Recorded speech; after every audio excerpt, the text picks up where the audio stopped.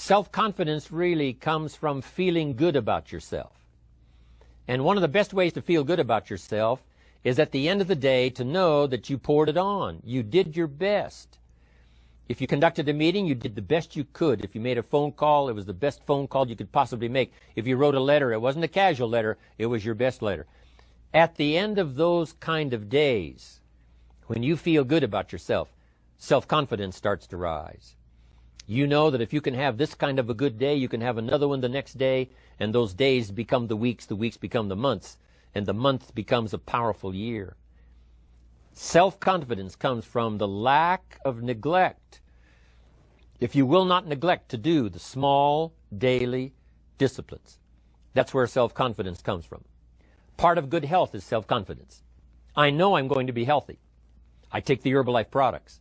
I eat the apple a day. I walk around the block. I do the jogging on the beach. At the end of the day, when you've really poured it on and you've done all the stuff, self-confidence grows. That self-confidence affects your health. It affects your future. It affects your psyche. So this is true. One of the great powers is self-confidence. Self-confidence means willingness to do whatever it takes to achieve. Some people say, well, I'll do it for a little while and see what happens. You know, I'll try a couple of things. If that doesn't work, I'm out of here. And all of us know that that kind of person doesn't have much of a future. But if you're willing to do whatever it takes, if I have to learn a couple of things, I will learn those things. If I got to learn 5 or 6 things, I'll learn all 6. If I have to take an extra class, I'll take an extra class. If I've got to read the books, I'll read the books. If I have to consult with people who know more than I know, I will do the necessary consulting. Whatever it takes, I will do. That starts to develop unbelievable self-confidence. Self-confidence also comes from the ability to rise above your circumstances, to rise above what happens, the petty little things, the discouraging things that would sink everyone else's ship except yours, that would cause someone else to quit early in the day, but you keep going. That kind of willingness to overcome all circumstances, whether it's the little challenges or the big challenges. If you're willing to do that, I promise you, this kind of power will work for you, and in you, the variable, it'll make a difference. Self-esteem is more about developing a healthy relationship with yourself while maintaining a strong connection with other people. Confidence is your ability to express a certain skill successfully. Okay, so maybe an actor or actress that is really good at what they do, skillful as an actor, right, that has a drug problem, is good at confidence but not self-esteem. Possible, yeah, that would be a possible answer for that. That Absolutely. would be maybe an example of how that works. So right. Self-esteem is from the inside out. That's the key difference. Yeah. If you think about self-esteem, it has to come from within, emanate from within. Many people, they seek their sense of self, their self-worth, value, from outside sources like maybe their success, their job, their spouse's success, their things, their children, and so forth. So when that starts to fall apart, they have nothing to hold on to from within. Yeah. So the energy flow goes from within to outside. So it's not selfish. Okay. But there's a problem if you don't like yourself. No problem. If you don't like yourself, there's a problem. Because you have to like yourself and accept yourself for who you are. It affects everything in your life. Your work, your relationships, and the most important relationship is the one with yourself. You're right. That's incredible. And you have to embrace that and then realize, you know, you matter and be really clear about what it is you want. Because how do you go after something if you don't know what you want? Exactly. If you ask yourself, what do I want? Every time you're going to tune in your attention back inwardly. So you tune back inward. What do I really want? Thumbs up. No more fear, no more stress. Because all you got to do is be yourself. But before you can grow, you have to know yourself. So you have to actually fall in love with yourself again, reconnect with that part of yourself. And that's beautiful. And they look at you and say, okay, they now say, what? Well, then we go about different strategies. Okay. Everybody's unique, so I don't have a specific strategy for Blueprint everybody. for everyone. And no, everybody's unique. So I treat people in that unique way as a unique and resourceful human being. Yeah. And also, is you want to start recognizing other people's talents and other people's goods, because for you to do that, to recognize somebody good in other people, you have to first be aware of that quality within yourself that you already have. And again, you tune into yourself. So that's keep the energy flowing from within to outside. Okay, so the train of thought seems to be go inward. First inward, then outward. Don't get stuck. That's selfish. Because if you keep taking stuff from the outside and trying to put it in, it'll never penetrate your soul. kind of. The more you value yourself, the more you have to give to other people. Right. Instead makes of sense. just sucking energy out of other people. Yeah. See how You you help build- people? Well, they help themselves. Yeah, you help them help I themselves. facilitate that process. But Exactly. ultimately, everybody is responsible for their own happiness, not me. There you go. Self-confidence is like an insurance policy. As you know, if you insure your home, your car, or even your life, you have to pay a premium. You pay that premium monthly, quarterly, or you might pay it on an annual basis. But the purpose of paying that premium is to ensure your future.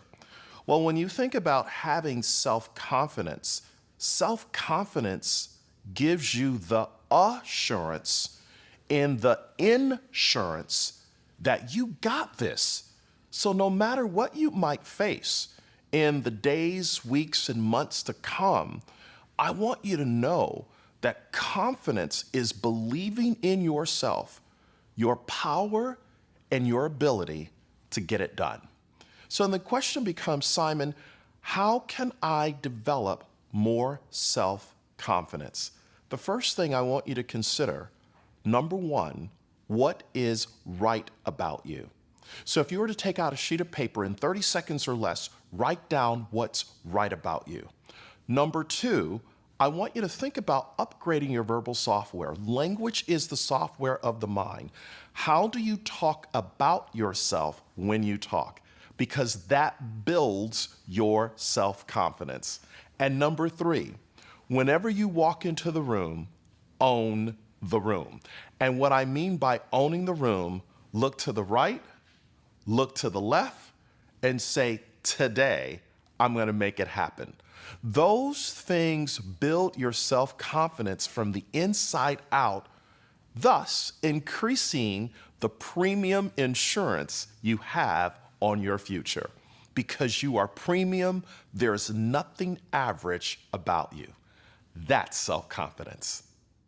To them. You know how I do it. I'm doing it. I put pressure on the true answers. Insecurity is the seed that creates all these issues. Absolutely. And so I'm trying to figure out why they didn't build self-esteem, who didn't build self-esteem. And the reason I bring up mom is like, Jesus, it's such a big percentage of it. Mom or dad is like 80% of it. It's just, you know, I do this a lot. I'm fascinated. Listen, my dad, I don't talk a lot about this. That's what happened to my dad. My dad, I'm so impressed by him. The way my grandmother parented my dad is unacceptable. That's the only word I can think of. So I'm fascinated by it because I had the reverse. I'm so perfectly parented by my mother, I'm unstoppable. I feel guilty that I'm so emotionally grounded and strong. That's why I'm giving it to you. What do you think's happening up here? I feel guilty that I have it so good mentally. There's nothing anybody can do to my mental state. It's insane. I am so weird, guys. Nothing hits, it's like I'm numb. And so I go right to the core. I do it when I see it sometimes. I'm like, hey, you are unbelievable and you think you're shit. That's bad. We need to talk about this. Tell me everything about your childhood. And I just go there and, sometimes you get a little break sometimes, but what's really fun is they start thinking about it and it changes behavior. I get an email every day that says that they disconnected from somebody in their inner circle, and for the last 6 months, they're breathing for the first time in their lives. It is not easy to break up with your brother. It is not easy to break up with your spouse. It is not easy to break up with your father, but that's actually the binary move if they're the poison of your life. So, A, if that's your reality, you need to think, because guess what? You have one life. And you don't want to be 73 when your parent passes away and finally start breathing. B, if that is not your life, you need to drive home right now and kiss your parents in the face. Self-confidence. Self-confidence is the sum total result of your self-esteem, your self-respect, your sense of personal value, and a whole lot of things that have happened to you throughout your life. Self-confidence is like physical fitness.